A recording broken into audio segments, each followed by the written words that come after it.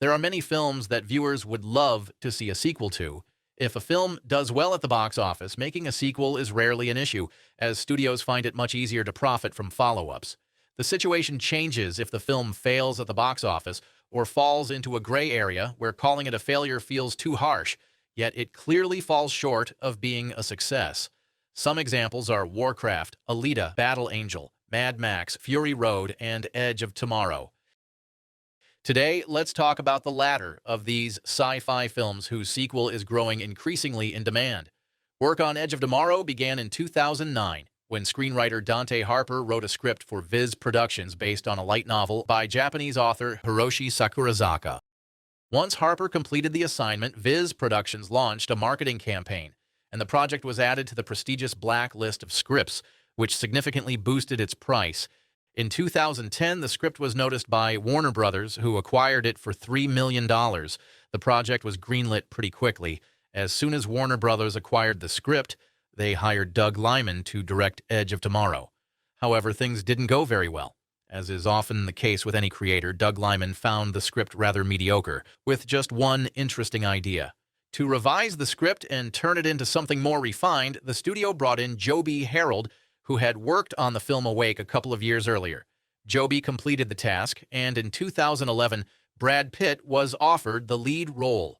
The reason for his refusal remains unknown. Some believe he turned it down because by then he had already established himself as a prominent dramatic actor and was no longer interested in such action-packed scripts.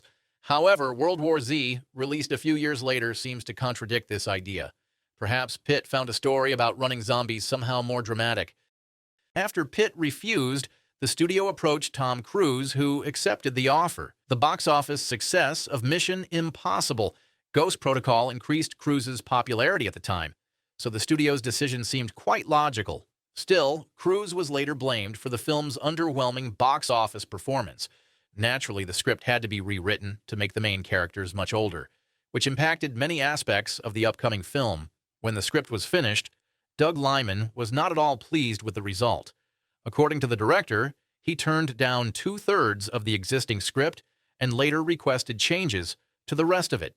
The script was rewritten with Lyman's oversight by the Butterworth brothers, known for their work on films such as Birthday Girl and Spectre. But that's not all. To polish the brothers' script, the studio hired Simon Kinberg, who directed Dark Phoenix and rebooted Fantastic Four. It remains unknown what exactly he changed, but whatever it was, Tom Cruise joined to finish the work. Cruise didn't like the excessive seriousness of the script. He believed its dark tone needed to be lightened with some humor. To achieve this, he brought in Christopher McQuarrie, with whom he had previously worked on Jack Reacher and the latest films in the Mission Impossible franchise. McQuarrie continued working on the script throughout filming, which caused the budget to exceed its limit. Filming began in true Gladiator fashion. The script wasn't finished, but postponing the shoot wasn't an option because the project risked losing Tom Cruise and Emily Blunt, who had joined at the last minute. The only person who wasn't too upset by all the difficulties was Doug Liman. Liman is a very interesting director. Almost all of his films went through difficult phases that required reshoots and additional filming. In this regard, he is similar to Zack Snyder, except that Liman has always fully supported reshoots himself. For example, in The Bourne Identity, the director reshot the entire middle section and the ending. Mr. and Mrs. Smith was also filmed without a finished script, which led to numerous edits and reshoots. A week into filming Jumper, Liman fired Teresa Palmer because he felt that she and Christensen lacked chemistry, which he was very unhappy about. After test screenings, the film was significantly cut and sent for extensive reshoots, which increased the budget from $65 million to $85 million. The film's box office earnings were insufficient to cover its costs. Another Doug Liman film, Chaos Walking, starring Tom Holland and Daisy Ridley, also faced years of delays because it kept being sent back for reshoots. Edge of Tomorrow didn't escape this fate either. Doug Liman was full of confidence, but after just a few days of filming the scene with Tom Cruise landing on a beach, he admitted the footage was a mess. He ordered the film to be destroyed and the beach set to be rebuilt from scratch. The director's hesitation dragged on. As a result, the filming of the landing sequence, which was supposed to take 2 weeks, ended up taking 2 months. Then Liman spent a long time deciding on the alien design. He rejected hundreds of ideas, insisting that the aliens should look like nothing seen before.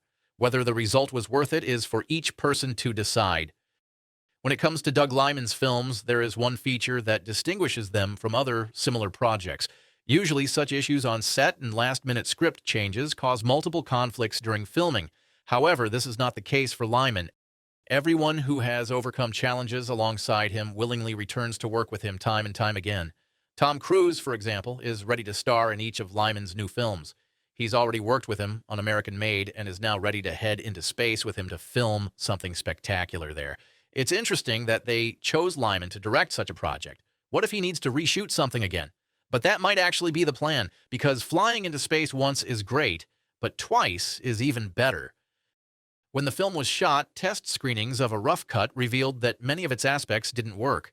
As a result, the filmmakers had to cut some scenes and schedule additional filming. They brought in several new actors, including Jeremy Piven, who quickly arrived in London for filming and effectively confronted aggressors on the city's streets. Some of you might be surprised and assume that Jeremy was disguised as an alien, since he doesn't appear anywhere in the film. That's right, Piven isn't in the film because he was simply cut from the final version. Anyway, after all the reshoots and negative feedback from the test audience, Warner Brothers began to panic. They quickly changed the original title from All You Need Is Kill to Edge of Tomorrow. According to studio representatives, they did this because of the word kill.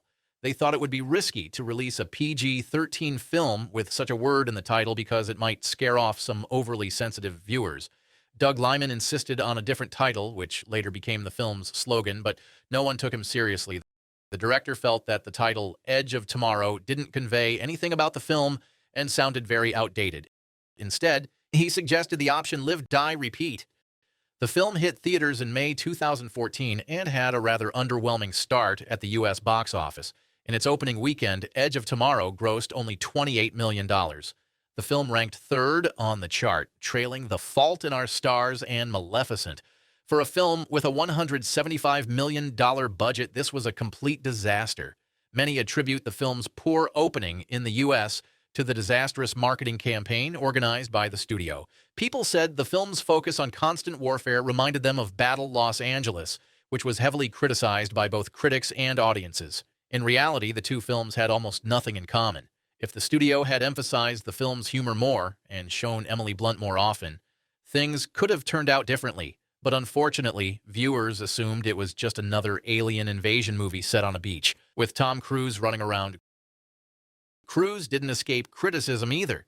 Many believe that the failure of the film Oblivion, which came out shortly before Edge of Tomorrow, hurt its box office performance as well. Both are sci-fi films with Tom Cruise running around with a gun. As a result, both films underperformed at the box office. Warner Brothers acknowledged many of the criticisms, and when the film was released on home video and DVD, the studio tried to downplay the original title by highlighting the film's slogan, which many analysts believe was a better choice. Many of the complaints, especially those about the film's promotion, are hard to understand. It is true that the first trailers for the film were not great, and the studio should have made better use of Emily Blunt. The original title, All You Need Is Kill, sounded much more intriguing, though. Besides, it was probably a mistake to spend so much money on realistic exoskeletons. Apparently, this idea came from Tom Cruise, who didn't want to use computer graphics. He believed that realistic exoskeletons would greatly benefit the film. However, that benefit came at the cost of millions of dollars. Ironically, the exoskeletons ended up looking unrealistic and sometimes even downright comical. It is likely that using CGI would have been cheaper and looked more impressive, but we'll never know now. Edge of Tomorrow made $100 million at the U.S. box office. The global release brought it another $270 million. Considering all the side income, the film likely would have been profitable if it had stayed within its original budget of $145 million. Besides, given the high ratings the film received, the studio would have released a sequel long ago. But the $175 million budget changes everything. Luckily, the film had a relatively small marketing budget of $100 million. However, this might have been the issue. Perhaps it was the cost savings that made the advertising campaign less effective than it could have been. Despite this, a sequel is still possible. The film received very good ratings from both viewers and critics. Moreover, despite its rather unimpressive start, it managed to hold steady at the box office, with only slight weekly declines. In 2019, the studio officially greenlit the sequel. However, there is a good chance that the film might end up stuck in development hell, just like the sequel to World War Z, and never see the light of day. Clearly, the studio will be keeping a closer eye on the budget this time, but there is another problem that is often overlooked. Tom Cruise may still look pretty lively for his age, and his makeup artists are good at their craft. However, he's already in his 60s, and with all due respect, when filming finally begins, a battle-hardened character played by an actor of his age might look a bit strange in a film like that. Tom Cruise is not getting younger. What's even sadder is that Emily Blunt isn't getting any younger either. By the time the film comes out, she'll be over 40, which obviously isn't as big of a problem as it is with Cruise, but it's still a bit disappointing that the actress is so rarely cast in action films when she's still a great fit for them. By the way, the official title of the sequel at the moment is Live, Die, Repeat, and Repeat. Hopefully, the studio won't make the same mistakes again. The film may not turn out to be a masterpiece, but compared to many of today's blockbusters, it could still stand out. Thanks for watching, subscribe, and stay tuned.